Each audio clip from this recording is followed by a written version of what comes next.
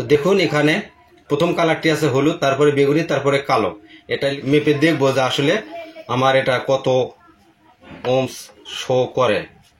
দেখতে পাচ্ছেন এই যে এখানে যে বাল্বগুলি আছে, তো এই বাল্বগুলোর কি কাজ, এই বিষয়ে কিভাবে এই ধরনের নষ্ট বাল্বগুলি ঠিক করা যায়। দেখতে পাচ্ছেন আমার হাতে এখানে একটি এলইডি বাল্ব। তো এটি একটি নর্মাল এলইডি বাল্ব। তো এই নর্মাল এলইডি বাল্বগুলি আমরা ক্রয় করে নিয়ে গিয়ে বাসায় যখন ব্যবহার করতে শুরু করি, তখন কিন্তু দেখা যায় 5-7 দিন 15 দিন পর আবার বাল্বগুলি নষ্ট হয়ে যায়। তো এই বাল্বগুলি কিভাবে দীর্ঘস্থায়ী করা যায়, আজকে আপনাদেরকে সম্পূর্ণ নতুন টেকনিকে শিখাবো কিভাবে মডিফাই করে নেবেন এই বাল্বগুলি, যাতে করে আপনাদের এই বাল্ব বারবার আর মেকারের দোকানে নিয়ে না যেতে হয়। তো শুধুমাত্র 2 টাকার মাধ্যমে কিভাবে এই বাল্বগুলি মডিফাই করে নিয়ে চালানো যায়। আর যারা এই বাল্বগুলি বিজনেস আকারে ব্যবসা করতে চান, আপনারা কিন্তু এই বাল্বগুলিকে গ্যারান্টিযুক্ত করে ব্যবসা করতে পারবেন। যেহেতু এগুলি একটি নর্মাল এলইডি বাল্ব, এগুলোর কোনো গ্যারান্টি ওয়ারেন্টি থাকে না। তো আপনারা যদি এরকম একটি মডিফাই করে নেন, তাহলে কিন্তু অনায়াসেই এই বাল্বগুলি আপনারা গ্যারান্টি দিয়ে বিক্রি করতে পারবেন। তো চলুন আমরা প্রথমে বাল্বটিকে ভেতর থেকে বের করব, বের করে দেখব যে এটি বাল্বের কন্ডিশন কেমন। এই যে দেখুন, বাল্ব কিন্তু প্যাকিং করার সময় অথবা গাড়িতে লোডিং করার সময় এটা কিন্তু চাপ খেয়ে ডেবে গেছে। তো এটা একটি 20 ওয়াটের বাল্ব। এখানে কিন্তু লেখা আছে নাফিসা। তো যাই হোক, আপনি যে কোনো কোম্পানি এভাবে আপনি নেকে নিতে পারবেন, এটা কোনো ব্যাপার না। তো ওইটা না দেখাই। তো এখন আমরা এই বাল্বটি জ্বলে কি না এই অবস্থায় সেটি আগে পরীক্ষা করে দেখব। আমরা এখন এখানে একটি সুইচ বোর্ড নিলাম, এটাকে লাগিয়ে দিলাম। এরপর আমরা এখানে সুইচটি অন করে দেব। দেখুন, সুইচটি অন করে দেওয়ার সঙ্গে সঙ্গে কিন্তু বাল্বটি জ্বলে উঠেছে। তো এই বাল্বগুলি এভাবে চালাতে গেলে অনেক সময় দেখা যায় 8 দিন 10 দিন 15 দিন পর পর মেকারের দোকানে নিয়ে যেতে হয়। তো সেটি আমরা কিভাবে আর যাতে নিয়ে না যেতে হয় সেটি কিভাবে করা যায় সেই বিষয়টি আজকে আপনাদেরকে দেখাবো। প্রথমে আমরা এই বাল্বটিকে এভাবে খুলে নেব। দেখুন এখানে কিন্তু এসএমটিটি মোটামুটি একটি ভালো মানের এসএমটি ব্যবহার করা হয়েছে, দেখতে পাচ্ছেন। আরও যদি আমরা একটু সুরক্ষিত করতে পারি, একটু মডিফাই করতে পারি, তাহলে এই বাল্বগুলি হঠাৎ বিদ্যুৎ লোডশেডিংয়ের কারণে যে ধাক্কা খায়, তাতে করে কেটে যাওয়ার সম্ভাবনা বেশি থাকে, সেটি যাতে না হয় আর বারবার যাতে কেটে না যায়, সে কারণে একটু মডিফাই করব। দেখতে পাচ্ছেন আমার হাতে এখানে একটি রেজিস্ট্যান্ট নিয়েছি। এই রেজিস্ট্যান্টটির মান কত সেটাও আপনাদেরকে মেপে দেখাবো, এবং এটা কোথায় ব্যবহার করব, এটা কত ওয়াট, সব কিছুই আপনাদেরকে ধীরে ধীরে দেখাবো। আমরা ভিডিওটি কন্টিনিউ করতে থাকি এবং ভিডিওটিতে একটি লাইক দিই।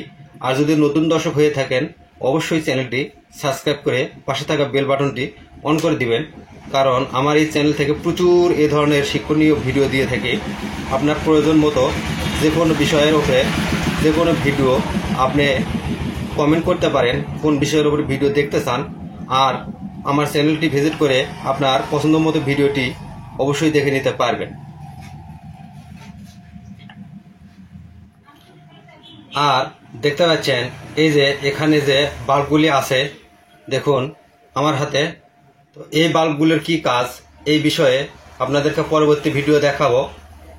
এই বাল্বগুলি দিয়ে কিভাবে এই ধরনের নষ্ট বাল্বগুলি ঠিক করা যায়। তো এখন আমরা এই বিষয়টি আমরা পরে দেখি। এর আগে আমরা এই রেজিস্ট্যান্টটি মান কত এটা আমরা মেপে দেখি।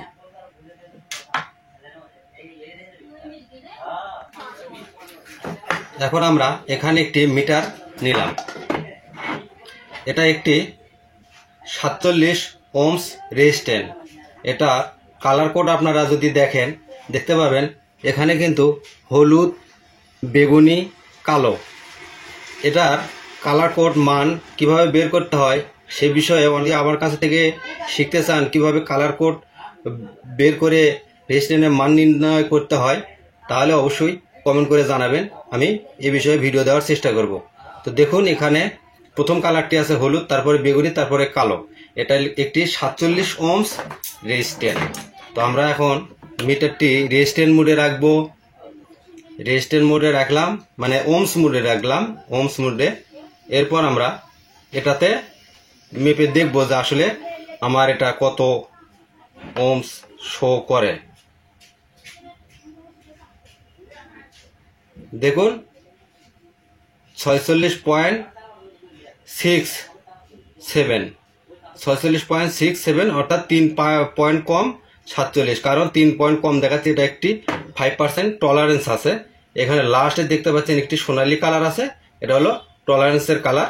5% টলারেন্স অর্থাৎ যে মানটি আছে তার থেকে 5% কমও হতে পারে, বেশি হতে পারে, এটা গড় হিসেবে। তো যাই হোক, এটা একটি 47 ওহমস রেজিস্ট্যান্ট। এটা 1 ওয়াট,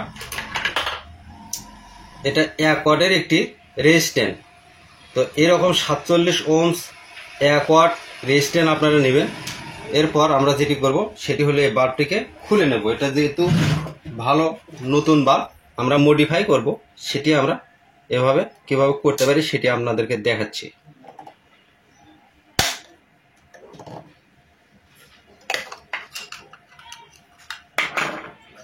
এভাবে আমরা খুলে নিলাম।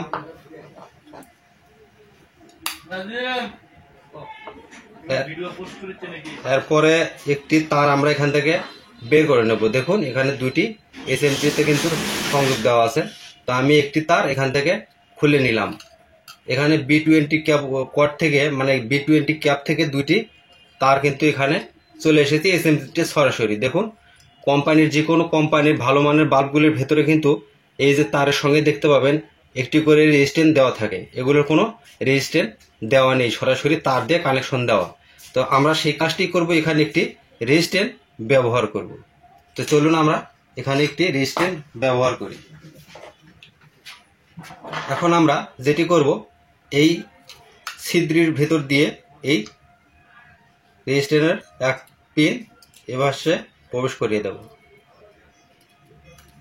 দেখুন এখানে কিন্তু সুন্দরভাবে ঢুকে দেওয়ার সঙ্গে সঙ্গে কিন্তু এখানে ক্লিপের মতো আছে, ক্লিপ সিস্টেম, এটা কিন্তু সুন্দরভাবে লেগে গেল। এ পাশটাই কিন্তু আর বের হবে না।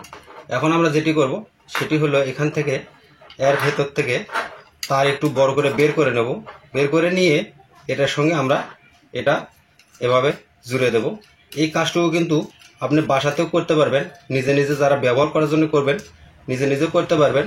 আর যারা বিজনেস আকারে করতে চান এই টিক্সটি অবশ্যই ফলো করেন।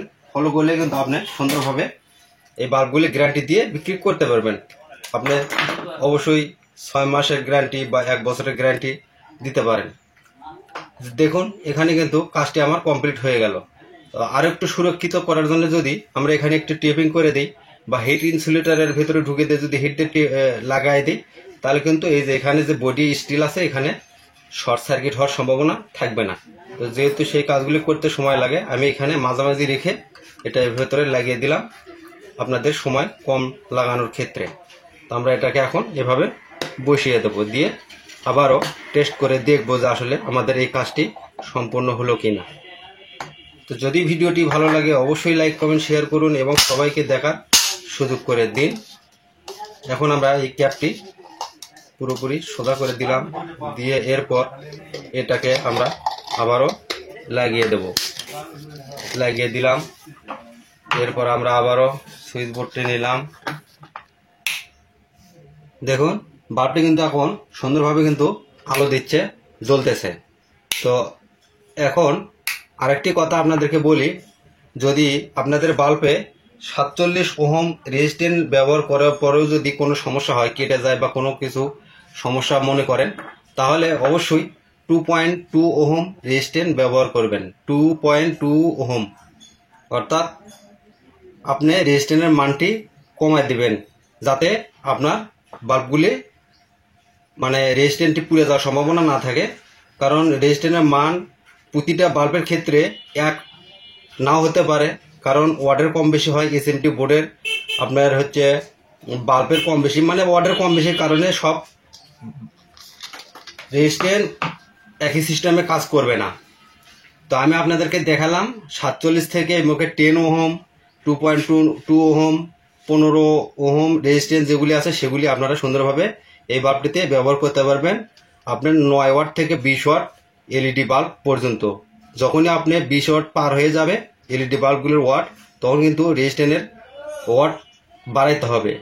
তখন কিন্তু 2 ওয়াট রেজিস্ট্যান্স ব্যবহার করতে হবে, 2 ওয়াট রেজিস্ট্যান্সগুলি ব্যবহার করতে হবে।